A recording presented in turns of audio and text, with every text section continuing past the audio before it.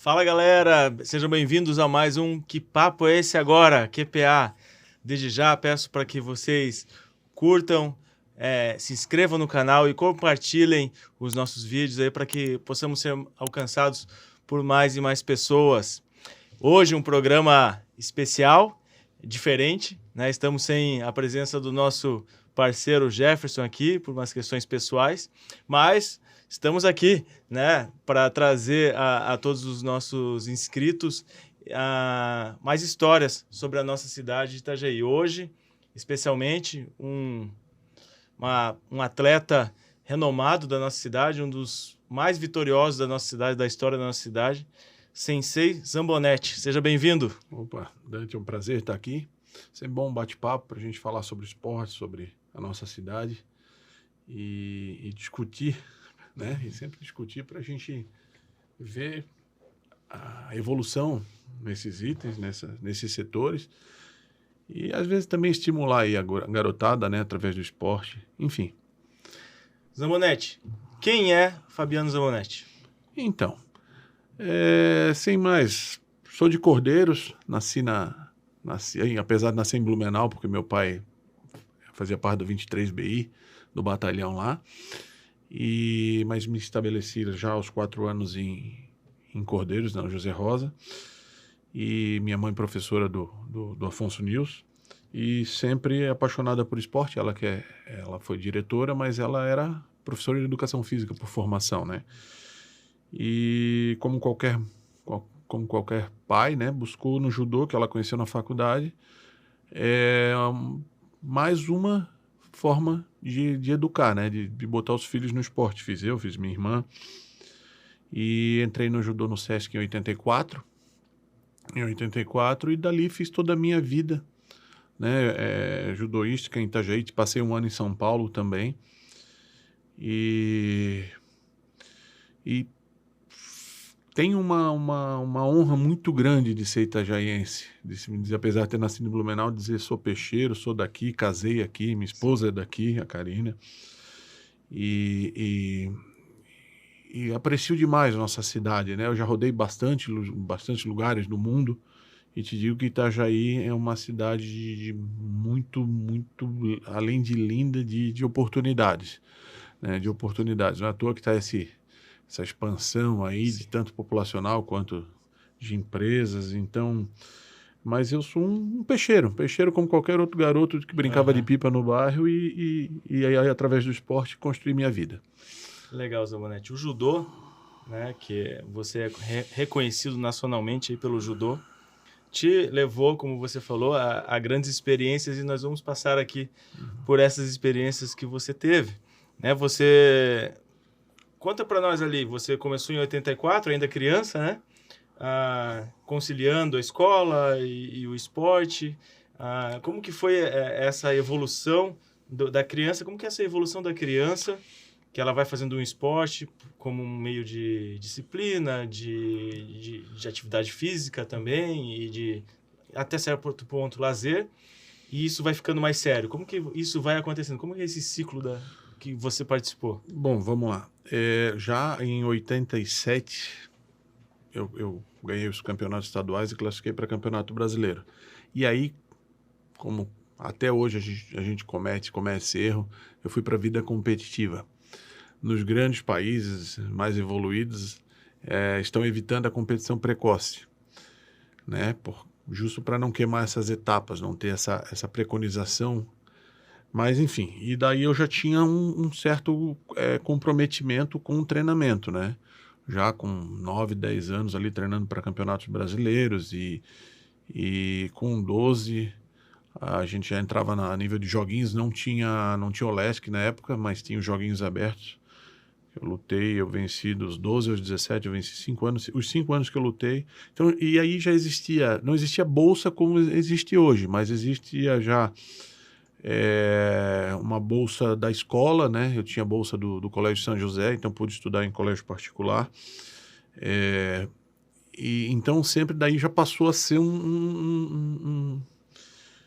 e automaticamente daí já começava a toda a mídia, né?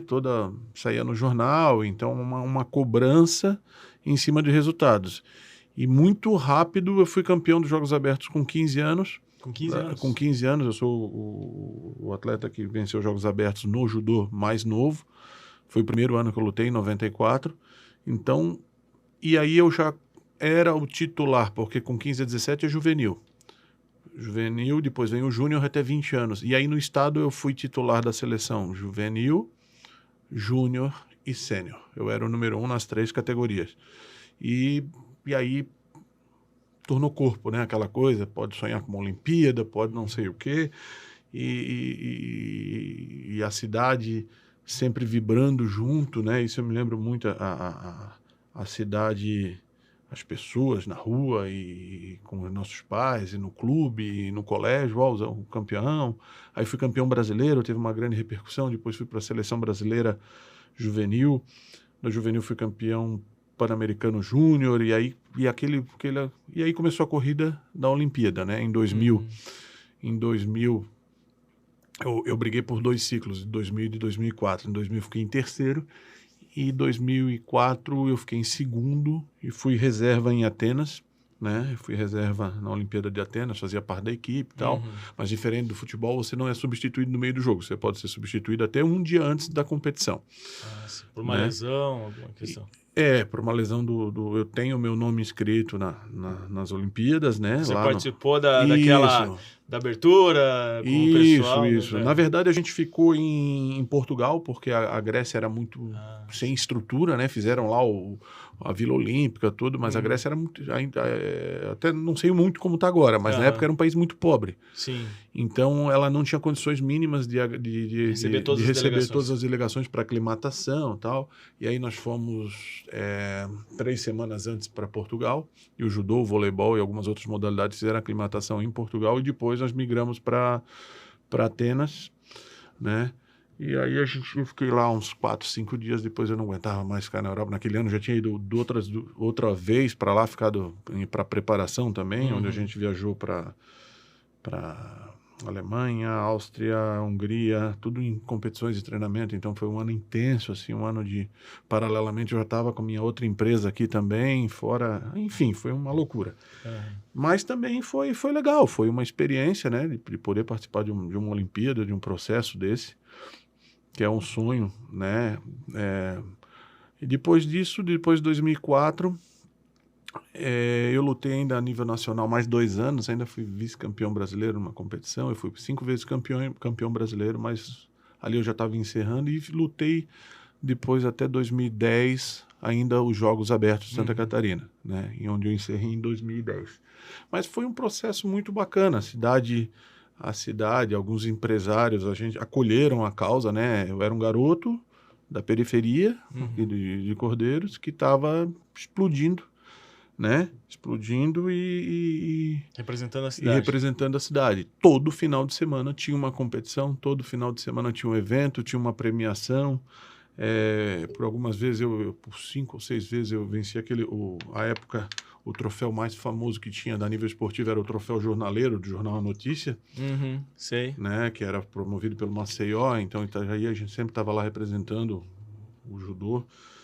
E então foi bem bacana, né? A gente tracei a minha história, né? Onde hoje eu tenho minha academia, né? Fiz a minha vida profissional, também tenho outro setor que eu trabalho, que é a construção civil, mas tem a academia, e tudo isso deu bastante orgulho. Essa é a palavra, né? É bastante orgulho. Eu acompanhei uma entrevista tua, no qual você falava desse primeiro campeonato que você ganhou em 94 no JASC, nos Jogos Abertos, né, de Santa Catarina. Aí você falava, porque na minha impressão, e eu como leigo do esporte, sempre entendia que Itajaí era uma potência no judô a nível estadual. Mas aí você falou, não, Itajaí não tinha nem equipe, né, em 94, né? Você foi lutar no individual ali, né? Exatamente, tinham poucos atletas, né? E tinha um coordenador que tinha problemas com a Fundação de Esportes, então ele não conseguia levar as equipes completas. Eu me lembro que na época o meu pai teve que falar não queriam levar o judô para os Jogos Abertos, né? Levavam para joguinhos e coisas, mas para jogos abertos. E aí não queriam. E aí meu pai falou com o então vice-prefeito, que era o Érico Laurentino, que inclusive é o... Não é o Não, atual. Hoje o Érico não. é financeiro, né? Hoje é... E ele, qual a gente tinha um parentesco para Uhum, pelo menos a fundação fazer a inscrição. Fazer a inscrição nos Jogos Abertos, uhum. né? E eu fui em Florianópolis em 94. E com 15 anos eu fui campeão, né? Trazendo esse resultado para Itajaí. Era muito forte, muito pujante, só o handebol no município, né? O Sim, handebol tinha sim. uma representatividade grande. O tênis também, E né? como na época existia esse... Vamos investir no handebol, não se investe nas outras modalidades. Uhum, Acabava tendo umas rivalidades. Eu era uhum. muito garoto, não participava disso, mas eu sentia que tinha sempre umas rivalidades. Existia uma inveja do handebol, né? E daí...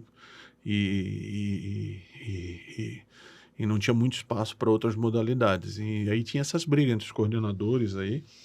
Mas isso daí é... Mas depois que você apareceu ali, ganhou essa medalha, aí começou um trabalho na cidade para montar uma equipe, para participar dos Jogos Abertos com maior Com atletas representação. do município mais, né? Porque Uhum, até já tinham levado atletas, já tinham levado o judô para os jogos, mas mais com os atletas do uhum, município, né? Quando eu comecei em 84, existia o SESC, que era o meu professor Roberto Grambo, e existia o Lima Judô Clube, que era na 7 de setembro. E daí teve toda uma geração de adolescentes que veio depois a representar uhum. Itajaí nas Olésicas, nos joguinhos, mas só a partir daí, né? Só a partir de 80 dessas duas gerações que saíram Uhum. desse ano. Muita gente do município que começou a ser impulsionado, mas era muito amador, não tinha uma bolsa como hoje. O garoto Uhum. tem 14 anos, aí é um talento, ele consegue uma bolsa do município e pode, né? Na época a gente não tinha esse valor mesmo, né? Sim, Tu sim. conseguia aí bolsa de um colégio, era o Uhum. máximo que se conseguia, Para né? estudar. Para estudar. Mas Uhum. não tinha bolsa financeira como eles têm hoje. E daí hoje um garoto mesmo de 13, 14 anos tem a bolsa municipal, ele já pode galgar, se tiver um resultado ali, um sul brasileiro, a bolsa federal, né? E existe muito, muito, mas muito estímulo Uhum. que faz com que estejam Essa, surgindo mais atletas, né? essa é a grande diferença da tua época para a época de Com hoje? certeza, com certeza. Eu no ano de 2004, eu tocava um restaurante, não, perdão, em 2000 foi em 2000, no ciclo de 2000, eu tocava um restaurante na Praia de Itapema e treinava e chutava, cabeceava e fazia tudo, não se vivia do esporte, né? Imagino. Hoje um atleta do nível que eu cheguei, sendo 1 ou 2 ali, né, conquistando vaga, como eu ganhei, fiquei um período número 1, fui para o Pan-Americano, com certeza hoje tem Bolsa Pódio, e também um olhar maior das empresas, né, Uhum. das empresas em cima de patrocinar. Incentivo, né? Isso, Isenção exatamente. fiscal. E na época o máximo que a gente conseguiria era realmente estudar. E foi o que eu Sim. fiz, né? Eu fiz FURB na época.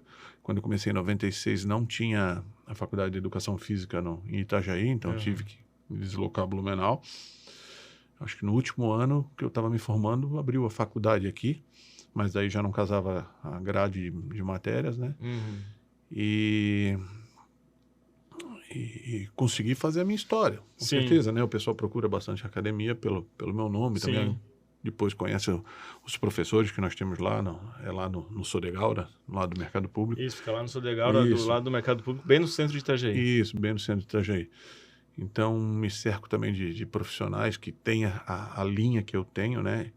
E o judô mudou muito, o judô era rigoroso, né? Ao extremo, né? O professor dava aula de vara na mão, né? E hoje em dia a gente passa pelos processos lúdicos da educação, por Sim. toda a transformação que a educação passou.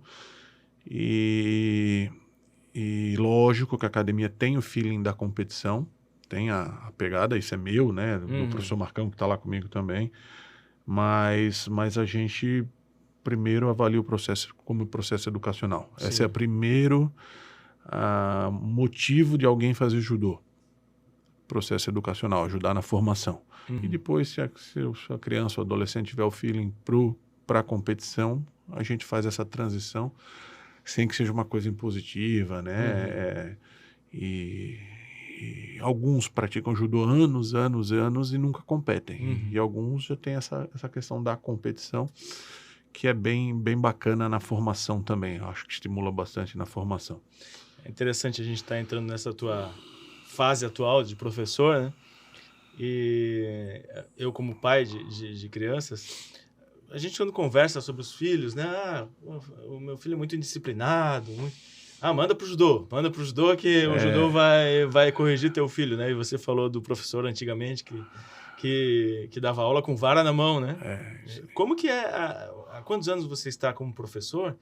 E se você tem notado diferença dessas crianças, você atende crianças a partir de qual idade até qual idade? Vamos lá. Eu comecei a dar aula em 2000, assim que voltei da Olimpíada, a gente começou com a associação, ainda era nas dependências da Univale, depois a gente foi para o Sodegaura, então fazem 20 anos, né? Um pouquinho antes eu já dava aula, mas efetivamente nesse processo de academia, de escola de judô, né? Então, a gente tem crianças de 4 a master lá dentro da academia. Atletas master que praticaram judô lá quando eram crianças e agora estão com 50 anos voltando a praticar judô. 50, até mais, até 60 anos lá tem gente praticando judô. E é como avaliar o objetivo de cada um que está lá dentro. Essa questão educacional, até hoje, em 20 anos, às vezes falo, meu filho é acelerado, é mal indisciplinado ou hiperativo, né? Eles adoram o termo hiperativo. Sim, agora... E, na verdade, tive um caso até hoje, inclusive nos projetos sociais, quando eu tocava projetos sociais, detectado de hiperatividade. O resto são apenas crianças normais. O resto são apenas crianças normais, que como qualquer criança, quer brincar, quer ativar. O mundo mudou, a gente, né, foi criado aqui em Cordeiros, solto na rua, brincando, correndo, gastando energia, e as crianças não têm mais essa vivência, sem entrar no mérito dos porquês, né, e mudou realmente, não dá mais para deixar os filhos soltos, mas as crianças precisam gastar energia. Então, as aulas de judô ajudam as crianças a gastar energia. E a outra coisa que é de extrema importância, não só no judô, mas nas artes marciais, é que desde que os tempos são tempos, o homem disputa. Ele disputa quem é o mais forte, ele disputa quem é o mais rápido, ele disputa quem arremessa tal coisa mais longe, né? Disputa quem domina o outro. E as lutas, que já vêm desde a Idade Média, elas fazem o quê? Elas regulamentam isso. Elas tornam isso com regras, com né? regras, com educação, com disciplina, com limites. O judô, então, o judô Jigoro Kano, que foi fundador do judô, antigamente existia o antigo jiu-jitsu japonês, que está lá atrás e não tem nada a ver com esse jiu-jitsu brasileiro. E as lutas eram até a morte. Né? E quando não se morria, se fazia lá não é daiquiri, como é que é o nome? Do suicídio com o japonês. Por quê? Porque não podia perder, né? Ele se matava. Me fugiu o nome agora. E aí veio o Jigoro Kano, franzino, pequeno, preocupado com o processo educacional, dizendo assim, opa, mas existe crescimento na derrota. Existe honra na derrota. Né? Não é porque... E isso ele estava também preocupado com a sociedade japonesa. Por quê? Porque existia muito suicídio. Não passei no vestibular. Desonra para minha família, me mato. Né? Perdi uma disputa, perdi uma luta, perdi um jogo. Então, começou-se a falar. Então, de honra e crescimento na derrota. Não te faz menor o fato de você desistir, né? Ser vencido. Tanto que um dos seus dizeres é não te vanglories por ter vencido, porque aquele que te venceu poderá vencer-te amanhã. Então, vem todo esse processo educacional. Jigoro Kano é o pai, considerado o pai da educação no Japão, né? Da educação esportiva no Japão. e criou o judô, tirou golpes letais do antigo Jujutsu e, como fizeram os Gracie agora, teve que sair pelo mundo, passar discípulos pelo mundo todo para lutar e provar que eles podiam neutralizar um adversário sem matar. E teve que provar, e para isso mandou gente para todos os países do mundo, difundiu o judô. Como o Hélio fez, né? Botou os filhos deles para difundir, dizer, pô, isso daqui vale, isso daqui criou as regras dele da luta, né? E mandou para o Brasil o Konde Koma. Konde Koma, né? Mitsu Maeda, chamado Konde Koma, ele chegou no Brasil para difundir o judô. Hélio Gracie foi aluno do Konde Koma, foi aluno de um aluno de Jigoro Kano. Isso nós estamos falando no início do século passado. Isso, no início do século passado. Então, o judô veio de uma forma competitiva, mas veio com um princípio pedagógico, educacional, filosófico, né, para ajudar o ser humano no seu crescimento como um todo, não só como lutador, só como, eu luto e eu sou o quê? Na minha academia Jigoro Kano tem muitos dizeres e muitos ensinamentos, mas eu gosto de 2 demais, tanto que eles têm no fundo da minha academia. O Jita Kiwei, que fala de crescimento mútuo, não adianta eu crescer sem o meu adversário crescer, sem o meu meio crescer, né? Então, adoro esses dizeres, tá? E porque é o que eu acredito no judô, né? Então, eu tive a oportunidade de ter judô. Hoje eu oportunizo que crianças, adolescentes tenham judô com essa leitura. Não só o judô por si, não só a competição por si, mas o crescimento geral do praticante e do meio que ele vive. Quer ver uma coisa bem legal? Em 2008, nós tínhamos a gente fala muito da sociedade japonesa, né? Como é que eles num terremoto, eles ficam tudo em fila, como eles limpam os ginásios. Em 2008... constroem tudo, né? Muito rápido. A gente tinha um projeto, um polo do projeto social do Judô para Todos, que era lá no Brejo, lá embaixo. Fala o pau fincado, é Anja Procor, né? Lá na Murta. Não, Anja Procor, não chega a ser na Murta. E eu achei muito legal que o pessoal veio falar para mim, logo pós a enchente, que eu encontrava com o pessoal, pós crianças do judô, os adolescentes, pós enchente, quando tinha aquelas filas, eles estavam preocupados em organizar as filas. Eles não estavam preocupados em ir para a fila para ganhar o sacolão, né? Perderam seus kimonos, perderam o tatame, as famílias perderam seus bens. Mas os adolescentes que praticavam lá, na época o professor era o professor Rodolfo, uma pessoa assim, né? Ele é advogado, é procurador do município de Videira hoje, mas na época estava na sua formação e estava aqui para o Itajaí como atleta e dava aula para a gente. Fez muito bem seu trabalho dentro dessa linha nossa, dizer assim, vamos ensinar, vamos ser uma sociedade melhor. E que orgulho que nos deu quando disseram assim, os garotos do judô estavam organizando as filas para mantimentos, para o pessoal pegar os mantimentos pós-enchente de 2008. Então, no meio do caos. No meio do caos, né? Naquela situação que fala o povo brasileiro, né? O povo brasileiro é louco, rouba carga, é isso, é aquilo. Então o judô, ele que eu aprendi e que eu quero transmitir é esse judô de melhoria para a sociedade, de que um garoto seja diferente, seja mais. O melhor, eu sempre brinco, você batalha para ser o melhor? Não, você batalha para ser melhor todo dia. Melhor todo dia. Você vai ser o melhor? Pode ser o melhor hoje, não? Melhor no quê? Né? Eu sou o melhor numa competição, eu sou o melhor, mas eu preciso ser o melhor todo dia. Melhor como um acadêmico, como uma criança, como um filho, depois como um acadêmico, depois como um pai de família.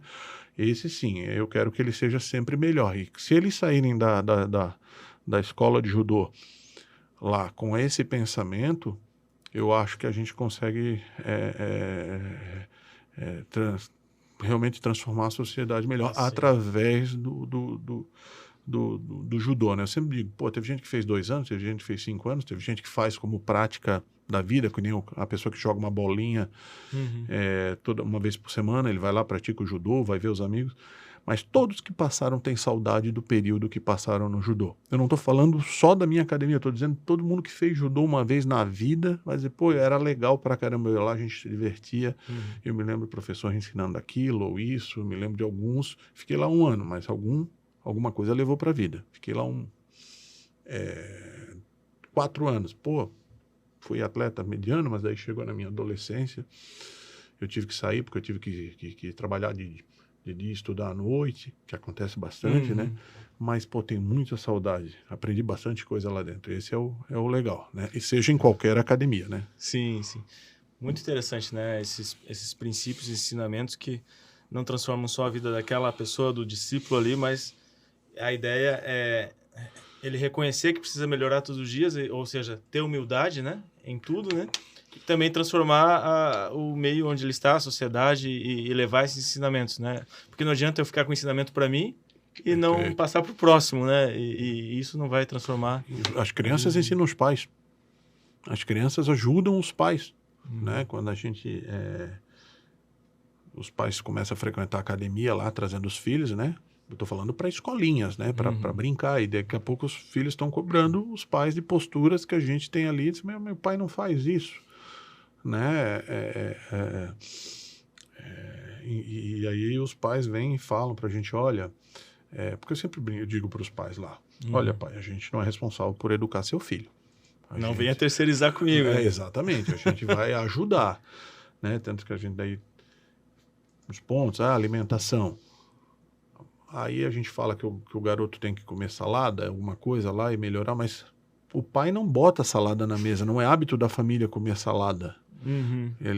O garoto já tem às vezes 7, 8 anos e nunca viu salada na mesa na casa. Aí ele vai lá e cobrar do pai. Pai, por que não tem salada? Por que não tem fruta aqui em casa? E não é por condição financeira, é por hábitos, né? E aí tu vai começar a transformar hábitos e assim são outras coisas, né? Eu tento, né? Eu não dou aula mais para criança muito pequena. Agora tem os outros professores, eu estou dando para o rendimento acima de 15 anos. Mas eu sempre digo, não se usa mais os tratamentos com as pessoas mais velhas. O senhor, a senhora, por favor, com licença. Eu vejo as crianças vindo extremamente cruas nesses princípios e me dói isso, né? E me dói. A gente tinha uma cantina ali que era de uma senhora chegava lá tratando a senhora pelo primeiro nome e esquecendo do por favor para pedir que seja um salgadinho. E aí eu, quando estava via essas situações e ainda, quando eu estou ali aguardando os outros horários, eu falo na frente dos pais. E vamos trazer essa criançada para ter esses princípios de novo, que não mata ninguém. Mas os tempos são outros. Entendo muita coisa, mas eu acho que tem coisas que nunca vai ficar feio. Eu não estou falando que eu seja perfeito, mas assim, um bom português, né? Bom português jamais vai ficar fora de moda. Jamais Vai ficar fora de moda. Uma pessoa que conjuga bem os verbos, fala bem, né? Então, uma educação, tratar as pessoas mais velhas, com licença, por favor, e aí por diante. Os pais têm que vir de casa e a gente vai ajudar lá no dia a dia que as crianças realmente mudem, né? Eu falando em criança e adolescente, hoje em dia a gente vive tempos diferentes, né? Tempo que a gente critica muito. E eu não vou dizer que eu não fui crítico também, até porque eu fiz um judô e tive uma criação linha dura. Né, Alessandro? Conheceu minha mãe era diretora de colégio, professora, chamada de... Como é que era chamado? Coronel lá no Afonso, né? De tão bravo. E teu pai era militar? O pai ficou 5 anos no exército. Não, mas o pai é mais sossegado. Foi da mãe que tu puxou essa... Isso. Mas assim, e daí... E a gente realmente foi criado linha dura. Mas, e aí a gente veio essa geração toda, a geração que a gente critica e fala, eu critiquei também por um tempo, mimimi, a geração mimizenta. Sim. Mimizenta, né? E eu também fui crítico até uns 10 anos atrás da geração mimizenta, né? O adolescente não faz mais nada, o adolescente não quer mais nada, e blá, blá, blá, blá, blá. Aí até um momento que eu estava uma pessoa muito mais... E começou a ver, peraí. Quem é responsável por essa geração? É a nossa. Eu tenho 45, os filhos de 15, de 20, esses meninos são todos... Criados pela nossa geração. Criados pela nossa geração. Se tu fizer esse exercício, tu para de criticar. Tu já não vai olhar como mimizento. E foi muito bacana essa análise, porque daí eu disse assim, peraí, tem um garoto aqui de 15 anos, que a mãe chega carregando o kimono, corta a carne no prato, e é um mimizento. Uhum. É um bunda mole. Né? Qualquer coisa, sai chorando pra mãe. Pois é, mas aí que tá. Tem alguma culpa aquele adolescente? Não tem. Ele recebeu isso de casa? Ele recebeu isso. Então, né, nas nossas reuniões lá, nas nossas conversas, a gente fala de ajudar esse garoto de 15 anos, ou que seja da idade que for, em lidar com dificuldades. A grande diferença é que ele não lidou com dificuldades. Não lidou com... frustrações. E aí a gente tem que ir causando isso lá no judô, ajudando, conversando com os pais, né? E proporcionando eles situações, como eu digo, outro dia eu estava conversando com um pai, amigo lá, eu perguntei, teu garoto compra pão? Ele disse, não, o garoto tem 10 anos, nunca comprou um pão na vida. Ah, mas não dá, como é que ele vai sozinho comprar pão? Aí é que tá, a gente tem que entender isso. Não dá para fazer a mesma coisa de antigamente. Não. Né? Eu pegava leite lá no Pesini, 2 quilômetros acho, de bicicleta e voltava. Não dá para fazer isso, segurança, tudo bem. Mas estacione o carro na frente da padaria, faça seu filho atravessar a rua Fica e pedir olhando. o pão. E pedir o pão. Isso. Tomar um troco errado. Qualquer coisa vai acontecer com ele, alguém vai furar fila, qualquer coisa que vai acontecer ali no... E ele vai fazendo coisas que vão preparando ele para o dia a dia. Eu vou contar rapidinho uma cena, uma situação de um pai preocupado, porque a gente, como eu digo, tem pais muito atuantes na vida dos filhos, né? E atuantes, que eu digo, não é só a presença, mas a percepção do que ele precisa aprender as coisas. Eu tinha um pai que o menino vinha todo mês e trazia o cheque e me levava o recibo. Uhum. Tem anos isso já. Pagando a mensalidade da... Inclusive, vai casar.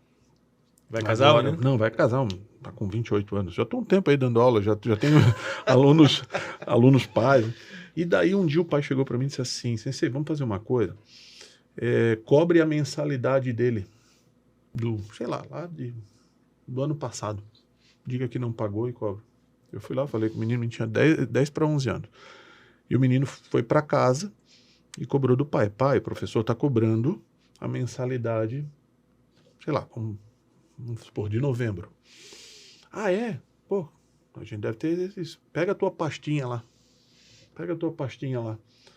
Conferiu. Tá, mas tá aqui um recibo de novembro. Pai, o professor se equivocou. Então você vai lá e conversa com o professor que ele estava equivocado. Eu vou ter que ir lá dizer que o professor está errado? Não vou, pai. Não vai. Vai lá, explica para ele, mostra. E o garoto veio todo, me explicou, eu pedi desculpa para ele.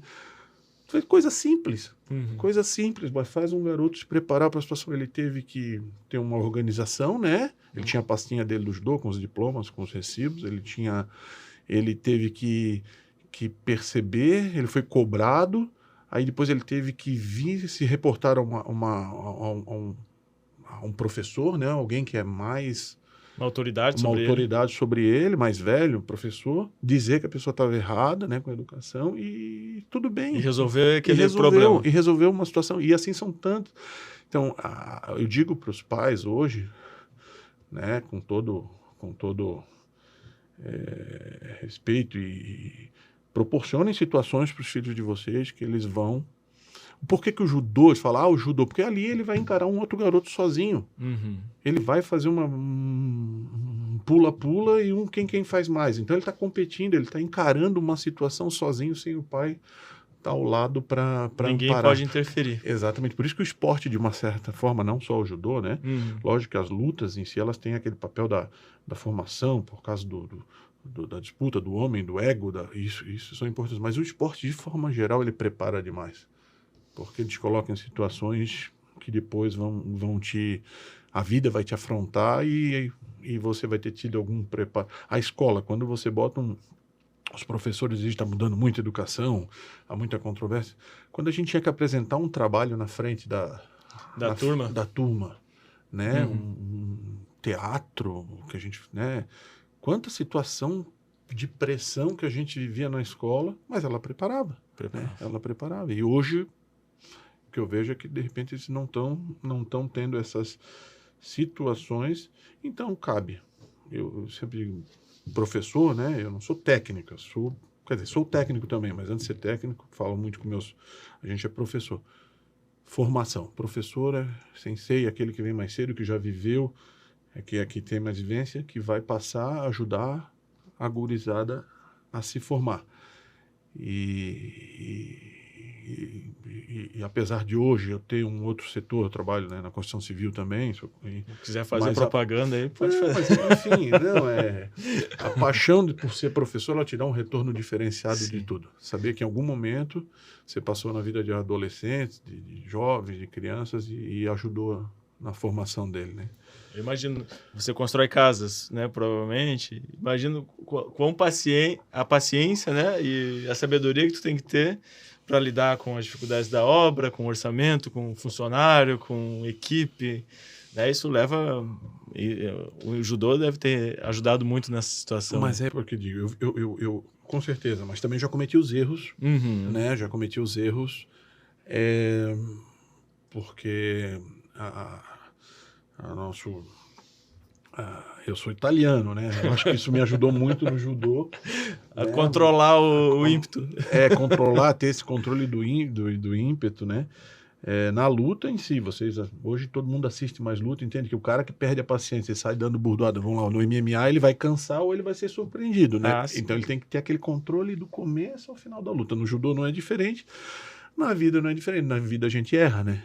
Aí que a gente erra, também erro, mas dentro com certeza, muito das minhas ações, das formas que eu vi as coisas através do esporte, eu levo para minha outra profissão, mas também tento levar para minha vida pessoal, com minha família, com meus familiares, né? E nada melhor que a maturidade, que as vivências, aí vão ajudando demais, né? Vão ajudando demais a formar. Por isso que eu digo, 15 anos dá tempo. Por que eu falo sempre 15 anos? Eu vejo uma linha muito tênue no 15 anos, né? Porque muda muito a chave. Até os 15 você pode ajudar muito o seu filho, se você tiver interesse, não só terceirizar, se você se preocupar em proporcionar para ele coisas que vão fazer ele crescer, né? Coisas que vão fazer ele crescer. Então, aos pais, eu sempre falo, os pais são muito preocupados com essa geração, são muito preocupados com o mundo, apesar de não ter filhos, mas eu sou preocupado demais, eu tenho sobrinhos, eu tenho preocupação com o que vai ficar, né? Com o que vai acontecer. Peguem esses HDs vazios, a joia de vocês, e tenham mais tempo para conversar, para ficar, para estar presente, do que para dar, né? Do que dar. Ele faz o inglês, eu dou, ele faz judô, faz inglês, faz tudo, eu pago tudo, mas tenha tempo para falar inglês com ele um dia. Pô, ele tá falando, mas eu não falo, mas sei lá, mete 4 conversas, pega um tradutor, conversa com ele, sente na cadeira do judô e vai ver ele fazer uma aula de judô, de basquete ou do que for, né? Esteja presente na vida dos seus filhos e aí os riscos são bem menores, né? São bem menores. E com certeza deram frutos, né? Deram frutos. A gente, como professor, eu acho que é aquela situação. Já vi muito aluno meu fazendo a vida, tocando a vida, se formando, sendo profissional, fazendo faculdade, casando, tendo filhos, né? E, infelizmente, alguns no caminho a gente viu que se perderam também, algumas coisas com a vida. E lógico, daí eu me pergunto, mas se eu tivesse um pouquinho mais tempo de ficar com ele ali no banquinho do Afonso News ali, né? Batendo um papinho. Que eu dei aula 2 anos também no Afonso News ali, de professor de educação física. Se tivesse dado talvez uma atenção, talvez esse guri não tivesse perdido. Mas, enfim. Mas falando de aluno, eu tenho um vídeo aqui que o Jefferson conseguiu de um aluno seu. Eu quero que você assista. E depois o Zanz vai colocar ali na edição, ali na tela, ali o vídeo ali. Fala, Sensei, que é o Manuel. Desde os 4 anos ao lado do Sensei, aprendendo e crescendo junto. Muito obrigado por ser esse cara, além de ser um Sensei, um mestre, um técnico. É um paizão nas horas fora do tatame ou extra. Muito obrigado por tudo e é um orgulho fazer parte dessa caminhada. E aí, Fabiano Zambonetti, Sensei Zambonetti, figura ímpar da nossa cidade, professor, amante do judô, amigo, companheiro, um cara que cuida dos meus filhos desde 2007, vai pelas competições de Santa Catarina fora, se está debaixo da guarda e da supervisão do Fabiano Zambonetti, está tranquilo. Prazer imenso conhecê-lo, muito obrigado por tudo aquilo que você já fez na minha vida, na vida da minha família, e é um prazer te conhecer. Continue firme e forte, porque você ainda tem muita gente a formar. Prazer, Zambonetti. Até mais. Boa noite, meu nome é André, eu tenho 16 anos e sou aluno e atleta do Sensei Zambonetti desde os meus 10. Tenho muito orgulho em fazer parte dessa equipe que me ensinou não só o judô, e sim sobre a vida. Tenho certeza que o Sensei Zamba é muito importante, não só para mim, mas sim para todos que estão ao seu redor, com esse teu coração gigante e esse teu jeito Zambonetti de ser. Sensei, muito obrigado por todos os ensinamentos e por me ajudar a ser uma pessoa melhor. Tamo junto. O que é o jeito Zambonetti de ser? Agora eu fiquei curioso. Bom, antes de mais nada, obrigado, André. O André é um querido, o André é um menino que, diferente do judô, ele ia dar certo, porque ele tem a presença do seu Carlos e da Andréia, que são, né, uma família muito presente, preocupada. Obrigado.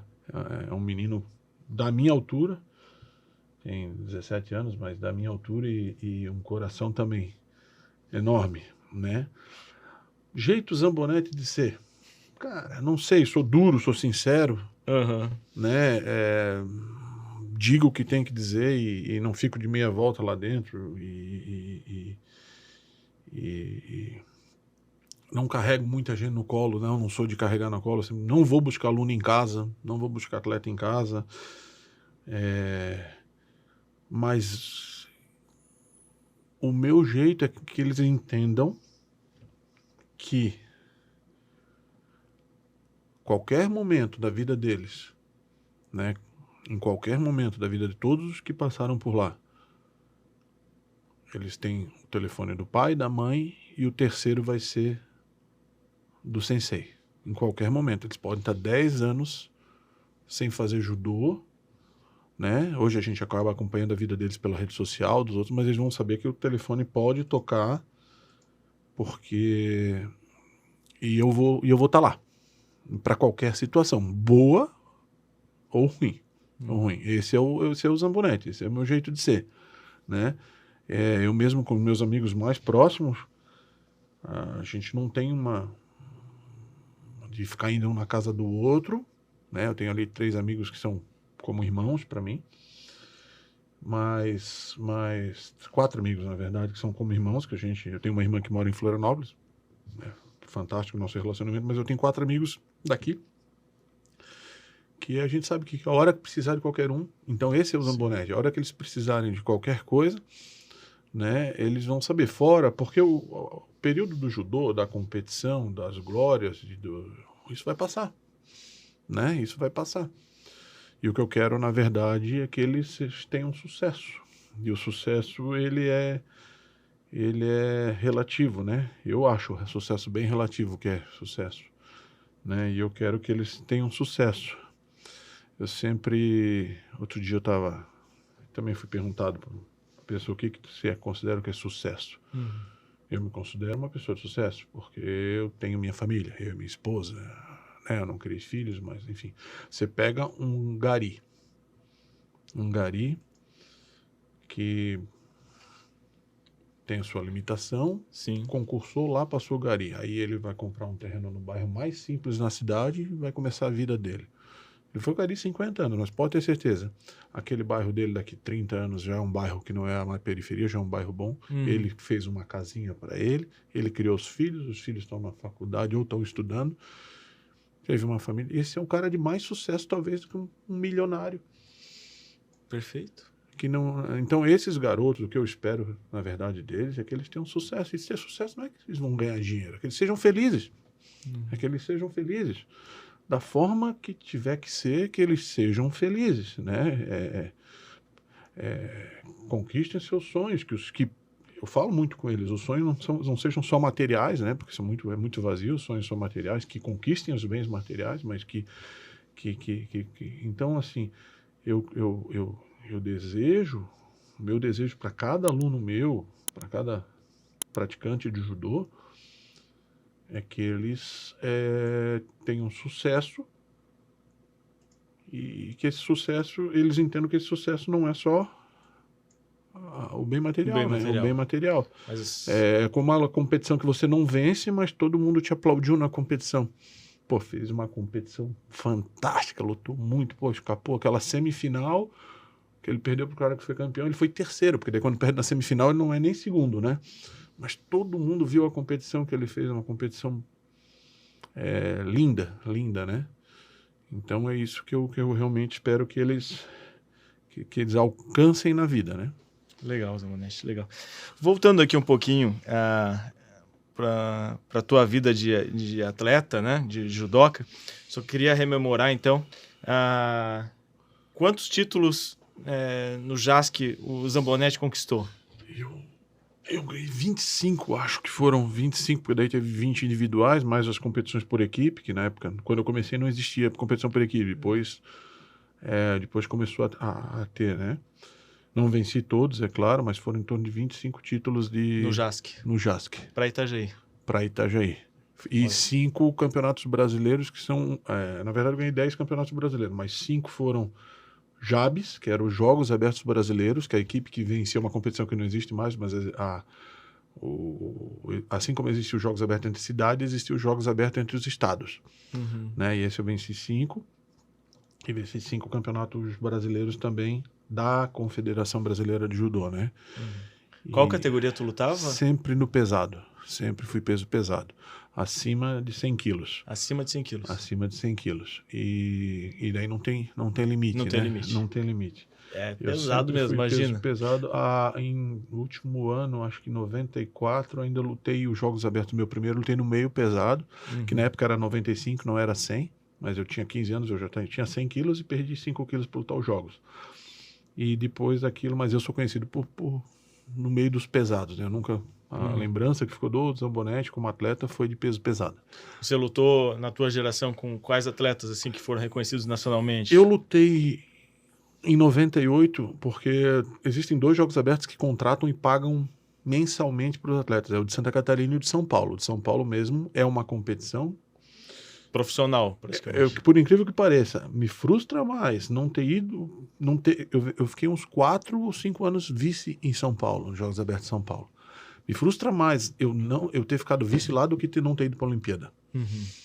Na minha cabeça, os Jogos Abertos de São Paulo é fantástico. E eu perdi para o Aurélio Miguel, ele estava aposentando em 98, 10 anos depois do título olímpico dele, mas eu perdi para ele lá em 98.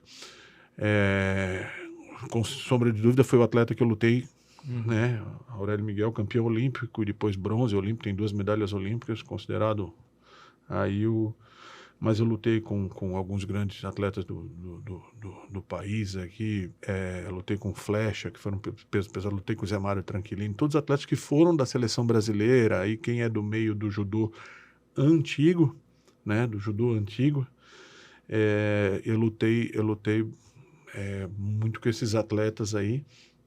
Aqui no estado, meu grande adversário era o Robson e o William. O Robson era um baiano, muito forte, se estabeleceu lá em Concórdia, fiz muitas finais de Jogos Abertos com ele, e o William de Florianópolis, um grande amigo, né, e eu não tenho, cara, assim, todos os meus adversários são meus amigos. Que legal. todos os meus adversários são meus amigos, são pessoas que a gente se encontra, que venham aqui, que a gente pode contar um com o outro. Mas eu acho que o maior atleta, até que eu tenho uma admiração, 88, eu fui campeão olímpico, eu tinha 9 anos de idade. Meu Deus, quando o Aurélio veio passear aqui em Santa Catarina uma vez, deu aquela coisa, assim, aquela coqueluche, né? E o Brasil não fazia medalhas em outras modalidades. 88 mesmo foi só ele. Depois, em 92, ainda teve o Rogério Sampaio, campeão olímpico, junto com o voleibol. Vôlei e o Gustavo Borges na natação. Isso. O Rogério Sampaio eu tive prazer de viajar, hoje ele está no COB, né? De viajar para um sul-americano em 97 em Santiago. Ele tá das últimas competições dele, eu era peso pesado, ele lutou no médio, ele já estava fora de forma, subindo peso, que ele lutou até 65 na Olimpíada, e depois lá ele já lutou até 78 na época, que hoje é o 81, meio médio, perdão. E tive o prazer de viajar com eles, mas treinei bastante com Flávio Canto, depois tem uma história bem engraçada aqui. O Flávio Canto era pesado? Não. O Flávio Canto era meio médio, né? Que uma vez treinando eu joguei de Ponceu e o Flávio. Num dos treinos da seleção, acho que foi em Araxá, no ano 2000, que a gente ficou concentrado lá.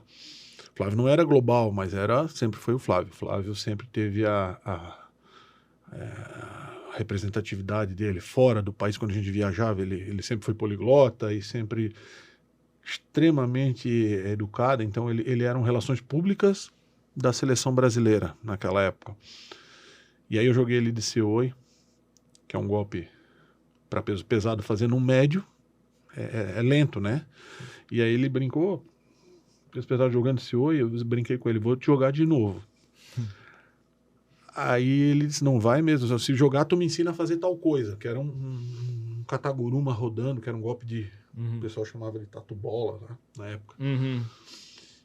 E não joguei ele de novo, mas a gente ficou treinando pós o treino, ele ficou me passando a posição, eu tive que fazer uma adaptação para peso pesado, e as finais do Campeonato Brasileiro de 2000 e de 2001, eu joguei daquele treino que eu fiz com o Flávio, foram alguns dias que a gente ficava concentrado, ele foi me passando aquela posição. Viajei muito com o Thiago Camilo, com o Honorato, né? O Honorato, competi contra o Honorato, perdi 2 vezes para o Honorato nos Jogos Abertos de São Paulo, porque toda a nata do judô, não existia dinheiro, né? Não existia finança, então todo mundo lutava os Jogos Abertos de São Paulo para receber no município e ter uma fonte de renda, né? Eu perdi 2 vezes para o Honorato, fui vice-campeão olímpico, um atleta fora do comum também, mas é uma geração já mais velha, né? Não é essa geração nova agora de Nancy, viajei muito, o pessoal lembra muito de Nancy Silva por causa da história dela com a questão da sexualidade dela, né? Mas essa geração nova agora não é a minha, né? Não é a minha, eu já passei um tempinho aí. E qual foi a grande luta da tua vida? Olha,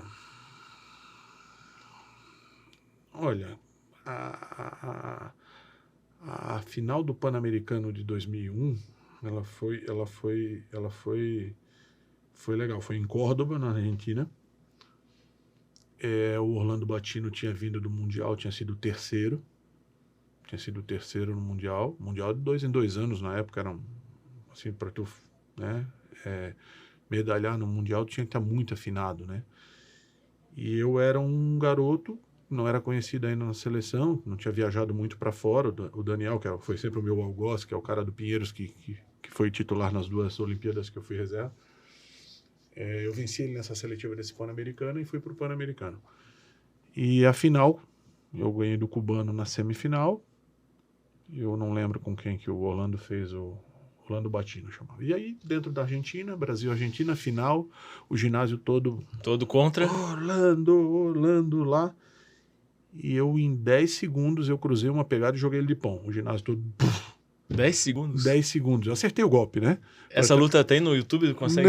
Não tenho. Na época a gente tinha dinheiro para câmera, para levar câmera e...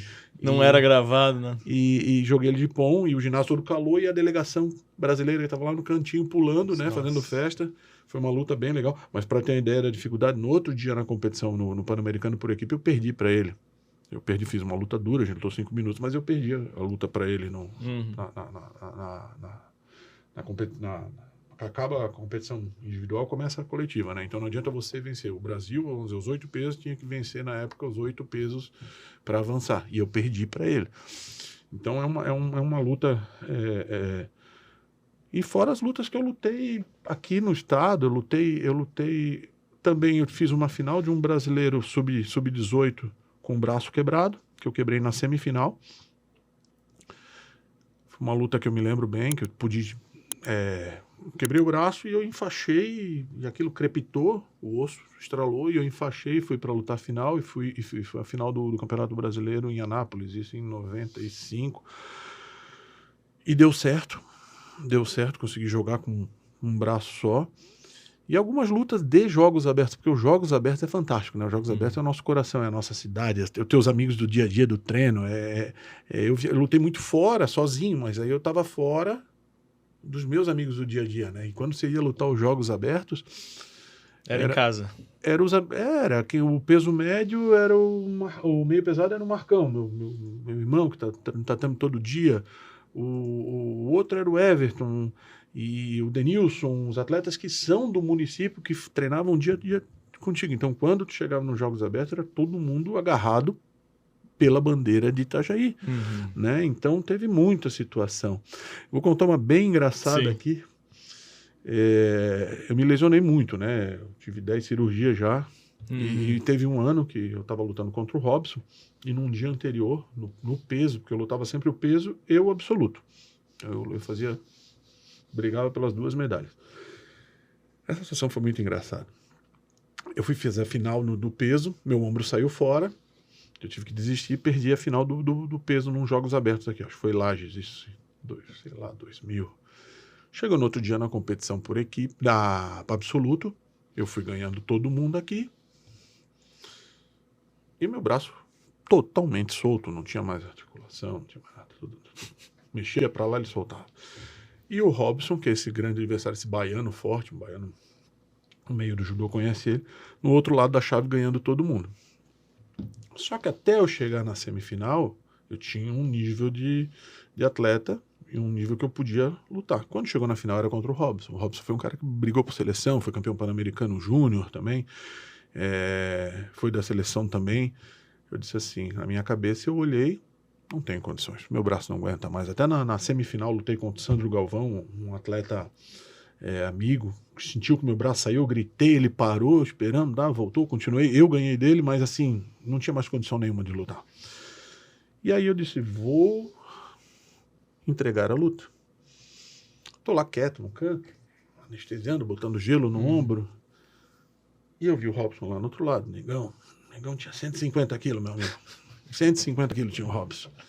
Era um armário. Forte. Eu sempre fui pesado, eu tinha ali 118, 119 quilos, era forte, mas o negão era grande.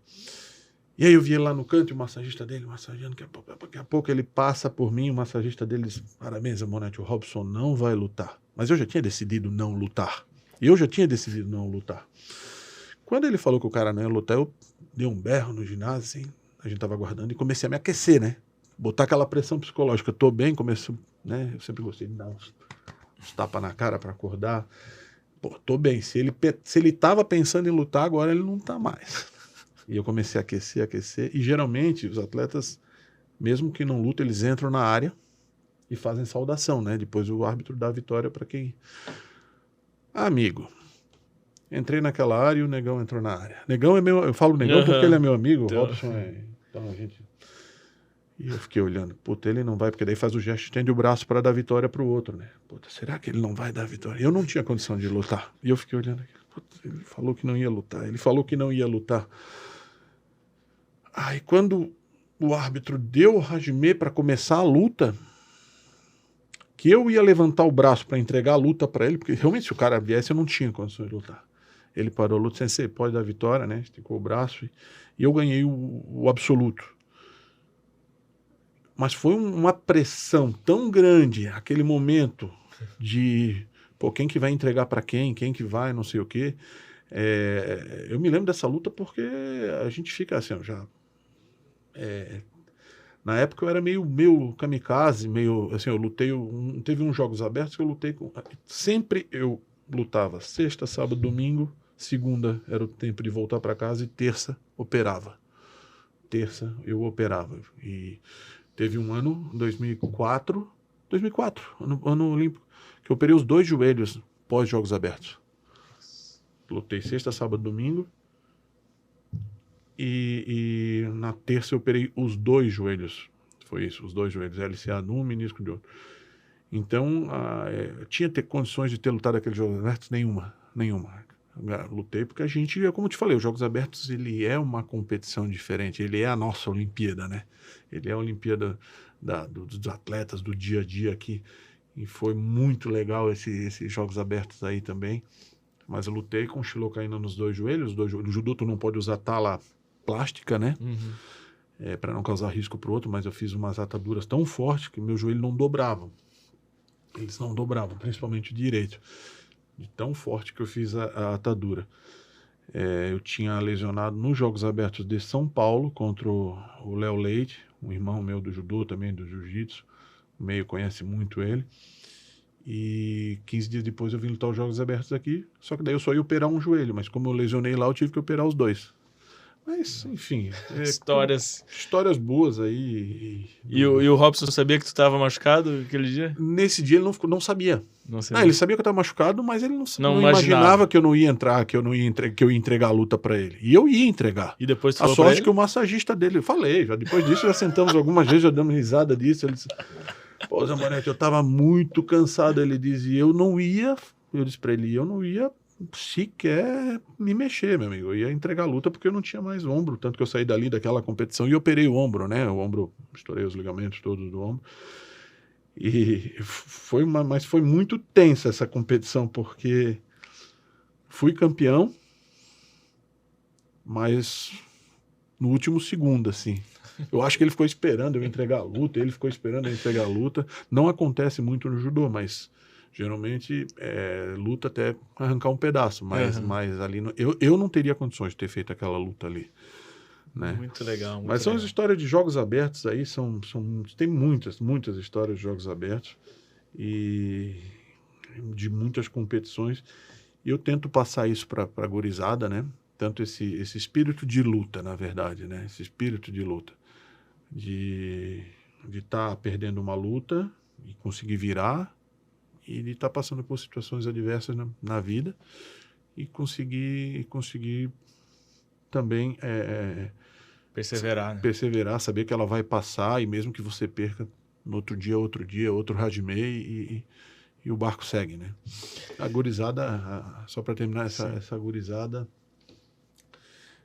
eu quero, né, até dizer que eu já desconfiei mais dessa geração. Tá? Eu tenho uma experiência que eles estão num time diferente, mas essa geração é fantástica, tá? A gente tem muita crítica, a gente fala muito deles, né? Mas eles são fantásticos. Eu vejo esses meninos, eu acho que eles vão surpreender ainda. Olha só, é interessante ouvir isso, uma novidade aí. Poucas pessoas falam isso, e o Zambonetti tem realmente fundamento, né? Porque tá com essa gurizada aí o tempo todo. Que papo fantástico que nós tivemos com o Zambonetti. Com certeza teríamos aqui assunto para mais e mais podcasts, e numa próxima oportunidade nós o convidaremos.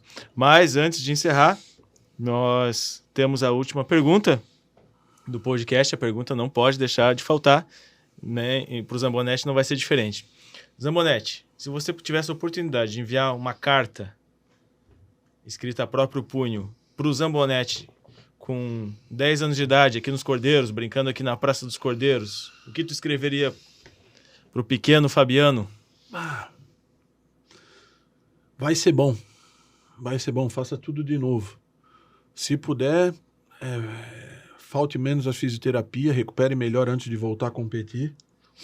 Talvez tivesse me poupado algumas dores que eu sinto hoje, mas se puder dizer, você continua, meu amigo, continua que o caminho é esse. Eu tenho que ajoelhar todo dia, cara, agradecer a Deus pela vida que eu tive e tenho. Tive e tenho. Tomara que os adolescentes, que as pessoas, tomara que os meninos do bairro, né, consigam ter a vida como eu tiver. E de novo, não é, mas tu foi campeão, tu isso, aquilo. Com aquele sucesso que eu falei, sucesso relativo, mas que chegam nessa fase da vida e posso olhar para trás e dizer, faça pro garotinho lá, faz tudo de novo que tá ótimo. Perfeito. Gostou do papo? Curte aí, compartilha, se inscreve, divulga aí pro teu amigo, aquele amigo que faz judô, que conhece o Zambonete, que já falou tanto do Zambonete aí para ti. Compartilha com ele esse vídeo, que tenho certeza que o pessoal do judô de Itajaí vai curtir muito. Legal. Agradeço, Zambonete, mais uma vez. Eu que agradeço, obrigado pela oportunidade. Estamos juntos. Valeu, pessoal. Até a próxima.